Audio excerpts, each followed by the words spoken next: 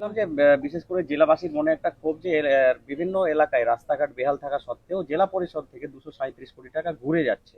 এই বিষয়টা নিয়ে কি বলবেন? আমি এই বিষয় নিয়ে অনেকবার বলেছি, আমার একটা প্রোফাইল চালাই, সেটাতে তোমরা দেখবে। কিন্তু একটা কথা বলি তোমাদেরকে আমি, যে একে বর্ষাকাল, রাস্তা এত বড় জেলা, এবং শুধু জেলা পরিষদের অর্থ অর্থাৎ হচ্ছে পঞ্চায়েত সমিতি, গ্রাম পঞ্চায়েত এবং জেলা পরিষদ ত্রিস্তর নিয়ে, এটা বুঝতে হবে তোমাদেরকে। শুধু প্রশ্ন করে দিলাম, দিয়ে কাউকে ঘিরে ধরলাম, সেটা বিষয়টা নয়।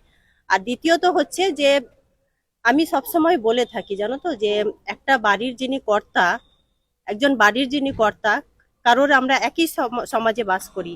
একটা বাড়ি, কারোর মাটির বাড়ি, কারোর মাটির মেঝে, কারোর টাইলসের মেঝে, কারোর মার্বেলের মেঝে।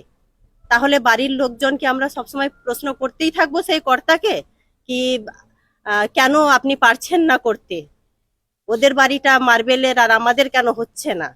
তো একটা সরকারও কিন্তু চলে, এতগুলো প্রকল্প করেছে আমাদের নেত্রী মমতা বন্দ্যোপাধ্যায়, কতগুলো প্রকল্প করেছেন, কিন্তু সেই মানুষগুলো যারা রাস্তা ব্যবহার করছে জেলা জুড়ে বা গ্রাম থেকে গ্রামান্তর, প্রত্যেকটা মানুষ আমরা রাস্তার উপর দিয়েই হাঁটছি, কিন্তু সেই মানুষগুলোই আবার আমরা 5-10 রকম প্রকল্পও নিচ্ছি।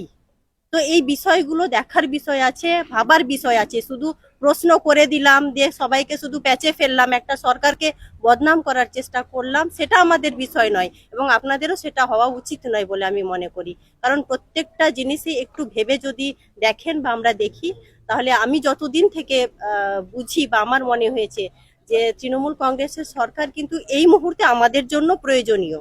যা আমাদের ভারতবর্ষের পরিস্থিতি, তৃণমূল কংগ্রেসকে আমাদেরকে সমর্থন করতে হবে, তার কারণও রয়েছে। ধন্যবাদ।